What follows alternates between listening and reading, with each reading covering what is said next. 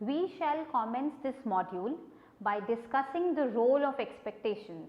Role of expectations in economics is similar to the role of expectations in any other subject in the world. Expectations reflect people's belief of how certain variables will react in the future.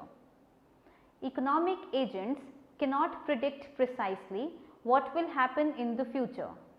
They cannot tell for surely what will be the inflation rate tomorrow, what will be the exchange rate, what will be the fiscal or monetary policy tomorrow. They can only predict future events on the basis of the information that they have in the present and what they have experienced in the past. They form beliefs about the future. Future is uncertain and economists do forecasting about the values that a variable will take in the future. However, these are probabilistic solutions, that is, the probability of a forecast being correct lie between 0 and 1. In macroeconomics, role of expectations was first discussed by J. M. Keynes in his book The General Theory of Employment, Interest and Money in 1936. He formed the basis for understanding the expectations and future uncertainties in the determination of output and employment level in the economy. Later on, many post-Keynesian economists came up with different theories of expectations which will be studied in the later modules. To understand why it is important to study the expectations in macroeconomics, consider a simple example. A new technology of production comes up which might make the currently installed machinery obsolete. Though with this new technology, it becomes easier for the firms to produce more at a lower cost, but the new machinery is costly.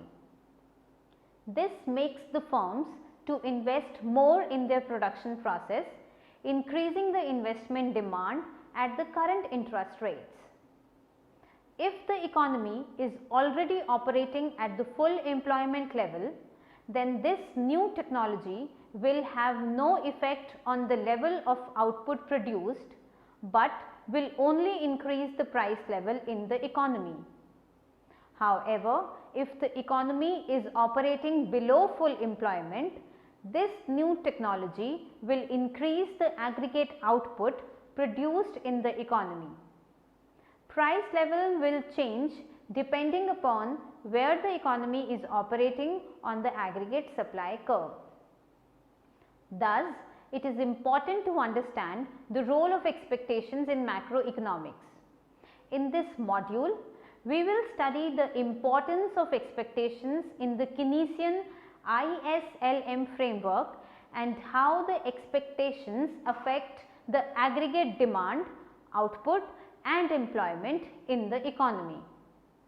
We will also study how these expectations are formed and what are the different theories of expectations in macroeconomics.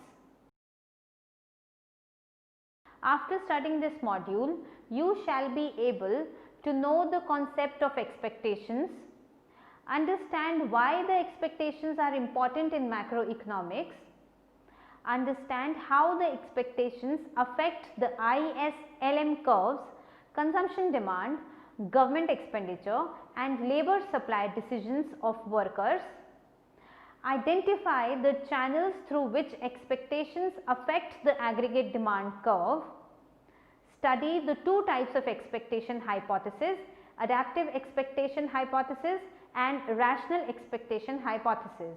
Let us now move on and discuss the role of expectations in Keynesian ISLM framework. According to Keynes, IS curve is highly volatile and LM curve is horizontal. Output in the economy is determined by the position of the IS curve and economy operates below full employment level in the situation of liquidity trap. Why do Keynesians hold this view? The answer is clear, and it lies in the formation of the future expectations by the economic agents, especially the firms who invest and the general public who holds cash balances. Thus, there are two sources through which expectations affect the ISLM model. One, through volatile investment demand by firms. Two, by highly responsive money demand to the rate of interest by the general public.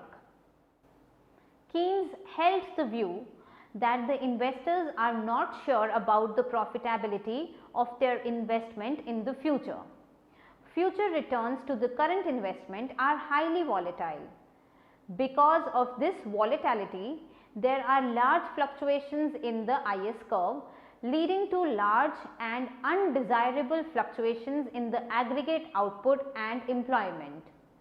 Keynes called this behavior of forming future expectations about the profitability as animal spirits. According to Atfield, Demery and Duck in 1992, Keynes explained these animal spirits in the following manner. Most of our decisions to do something positive can only be taken as a result of animal spirit, of a spontaneous urge to action rather than inactive, and not as the outcome of a weighted average of the quantitative benefits multiplied by the quantitative probabilities. Enterprises only pretends to itself to be mainly actuated by the statement in its own prospectus, however candid and sincere. Only a little more than an expedition to the South Pole is it based on an exact calculation of benefits to come. Thus, if animal spirits are dimmed and the spontaneous optimism falters, enterprises will fade and die. Though the fears of loss may have a basis no more reasonable than hopes of profits had before. Thus, firms, in the hopes of remaining what they are in at the times of crisis and to avoid their downturn, make their investment in a highly volatile manner, making the IS curve volatile. If these fluctuations in the investment demand is counterbalanced by the equal change in the government expenditure, then the fluctuations in the IS curve could have been reduced. But changing the fiscal policy quite often to offset the changes in the investment demand may not be feasible for the smooth functioning of any government machinery. Thus, Keynesian assumed that IS curve is volatile because firms form expectations about the future profitability of their investments. If in the above scenario, LM curve was vertical as in the classical case, any changes in the IS curve due to the changes in the investment demand will definitely only had an effect on the interest rates without having any effect on the aggregate output and employment. However, LM curve is horizontal in the Keynesian case, or the economy is in the liquidity trap. Keynes held the view that a typical individual had some expectations about the future interest rates. If he expects the interest rates to rise in future, he would like to sell bonds today, making the price of bonds to fall.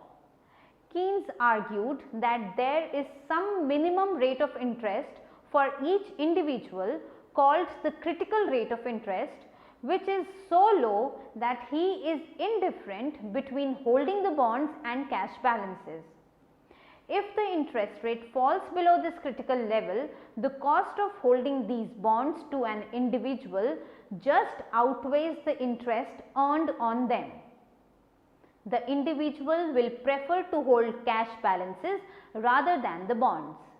Thus, at this critical rate of interest, money demand becomes highly responsive to the changes in the interest rates. It is this high responsiveness of money demand to the changes in the interest rates, which makes the LM curve horizontal and makes the economy to operate in the situation of liquidity trap. If future expectations for an individual about interest rates change very rapidly in response to the changes in the actual interest rates, then money demand may not be highly responsible to the interest rates.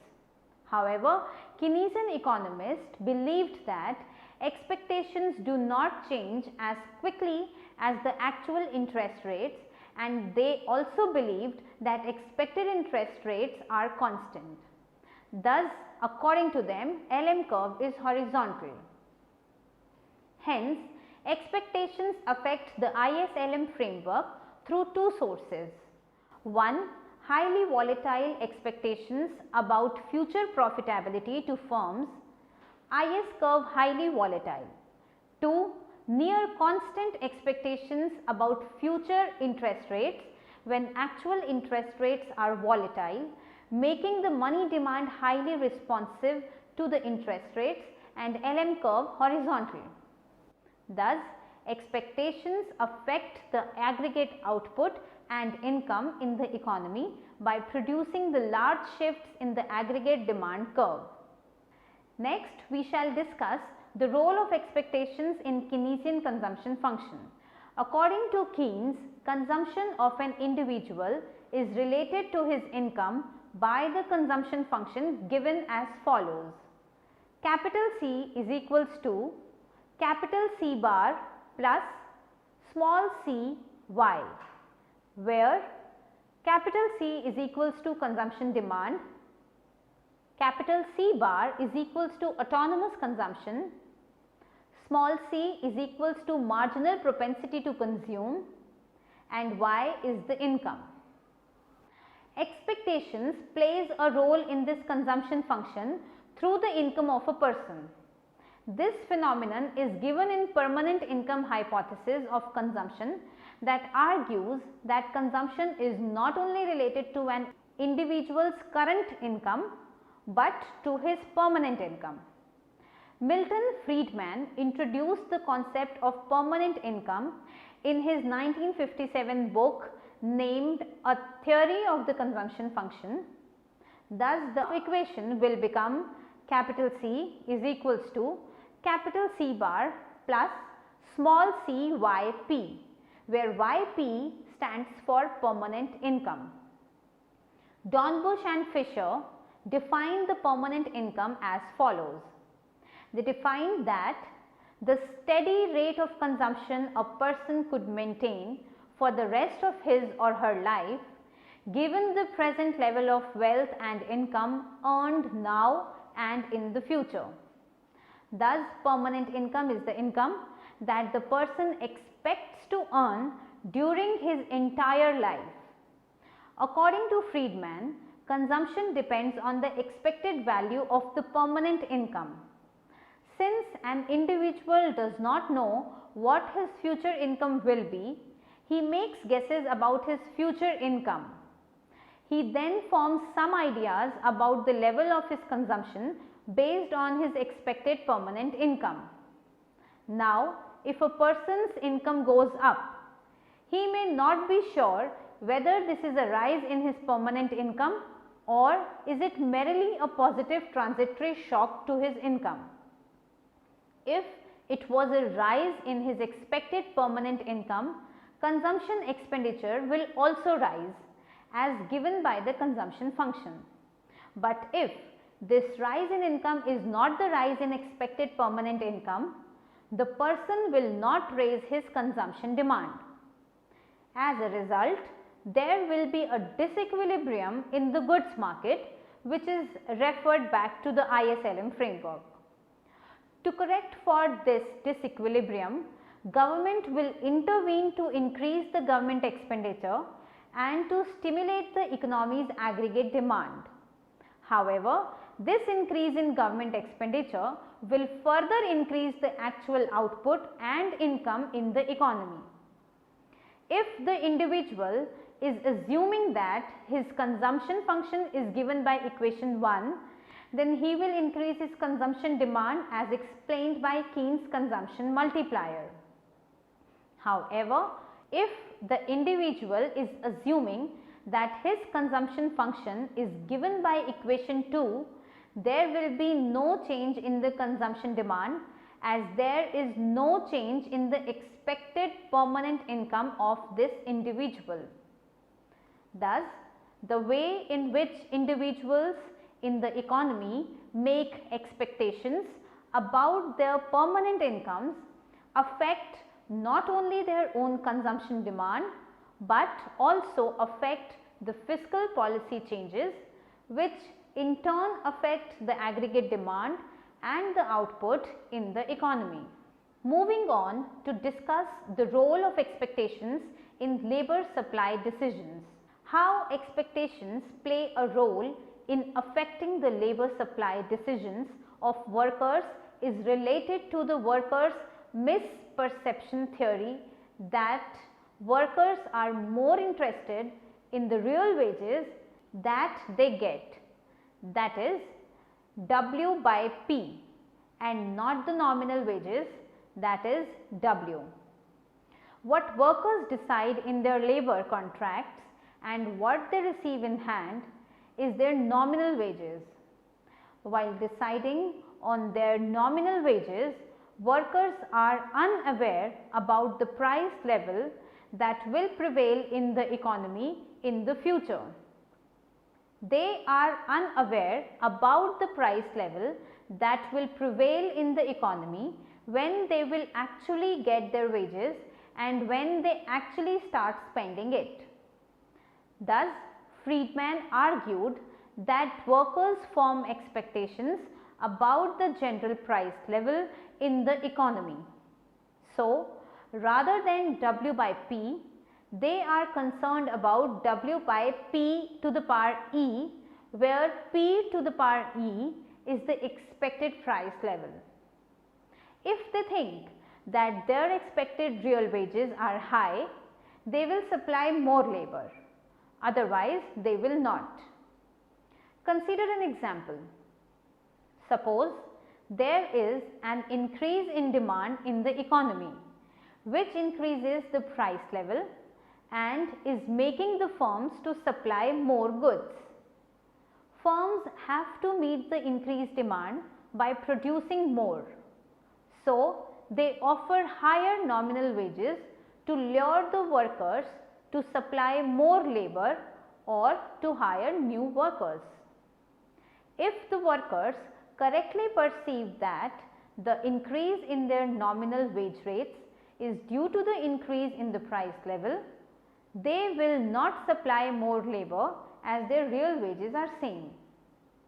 If the workers wrongly perceive that the increase in their nominal wages is an increase in their real wages, they will supply more labor, increasing the aggregate employment and output in the economy.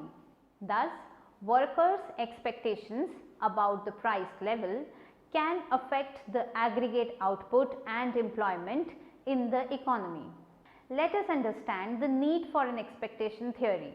From the last 3 sections, we get to know that expectations affect the aggregate demand and output in the economy through 3 channels. First is making investment demand highly volatile and hence IS curve highly volatile, making LM curve horizontal by making the money demand highly responsive to the interest rates.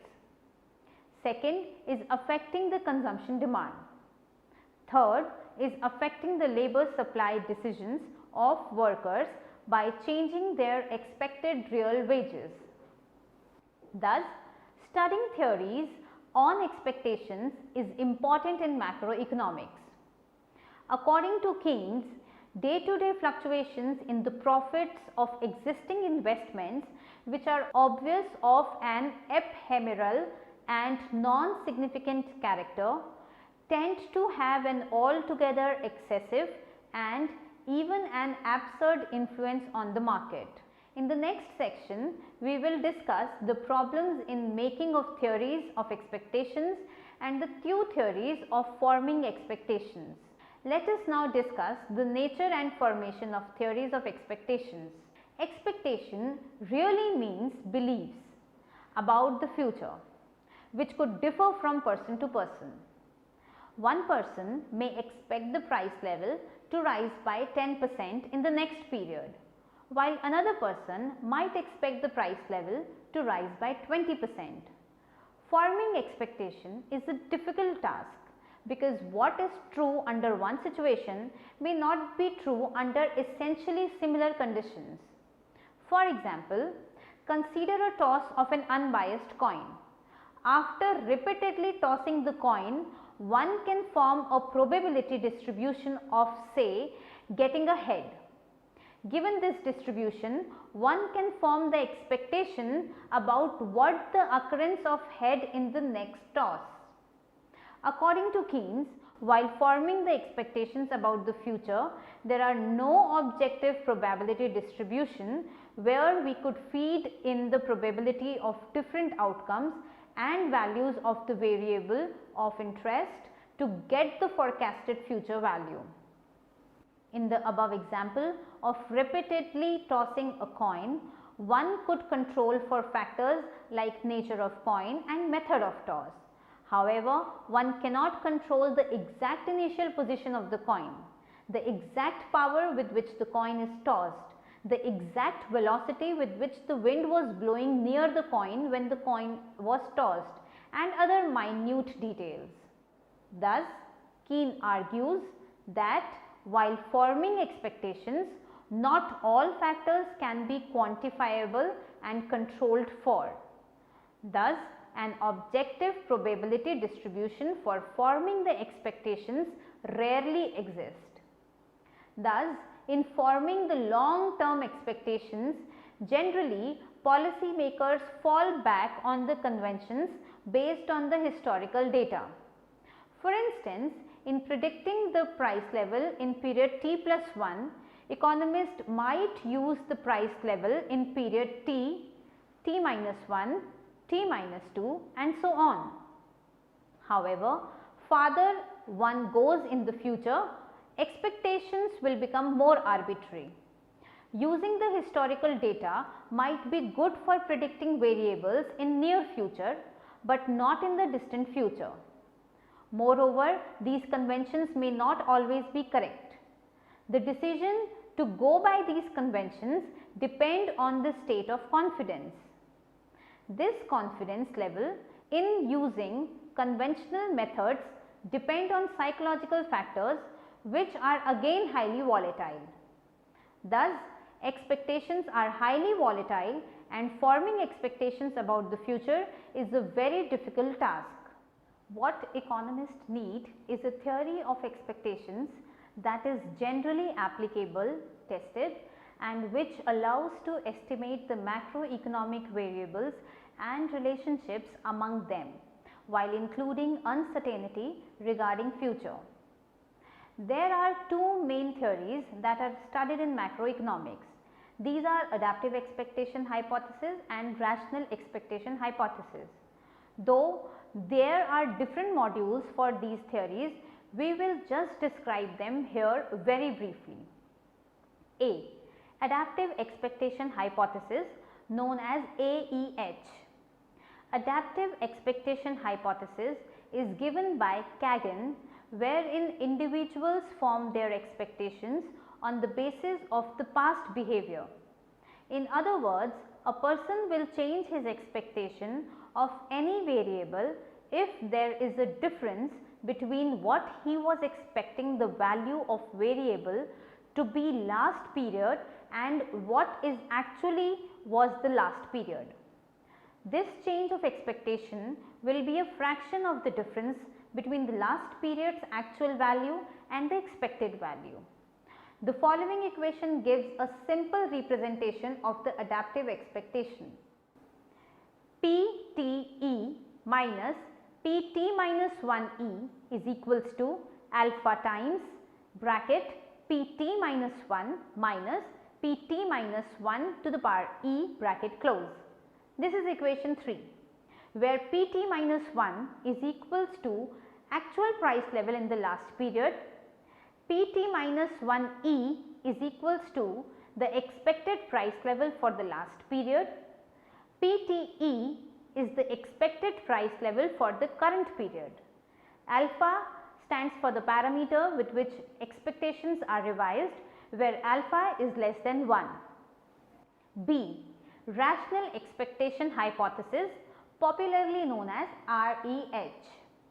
Rational expectation hypothesis is given by John Muth in the years 1961. According to this hypothesis, individuals as rational agents form their expectations using all the information that is available at the time of forming their expectations. In addition to the past values of the variable of interest, rational expectations are formed using the information on other variable of interest as well. The following equation describes the representation of rational expectations. Capital ET minus 1 bracket PT bracket close is equals to alpha naught plus alpha 1 PT minus 1 plus alpha 2 xt minus 1 plus alpha 3 zt minus 1.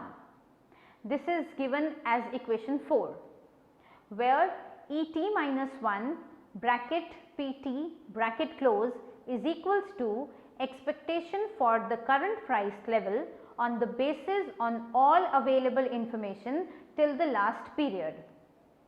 Pt minus 1 is the price level in the last period. Xt minus 1 and Zt minus 1 are the information on other variables in the economy.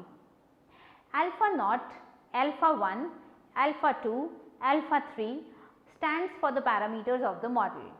Now, we will summarize what we have studied and discussed in this module. Expectations in the economics means views and beliefs of people about future macroeconomic variables like prices, interest rates, etc. Future is uncertain, and hence expectations play an important role in affecting the aggregate demand and output in the economy. Expectations make investment demand highly volatile, making IS curve to shift very frequently. Expectations make the money demand highly responsive to the interest rates, making LM curve horizontal. Expectations about permanent income affect the consumption demand, which has implications for the fiscal policy changes. Expectations about the price level in the future affect the labor supply decisions of the workers. There are two main theories of the expectations known as adaptive expectation hypothesis and rational expectation hypothesis.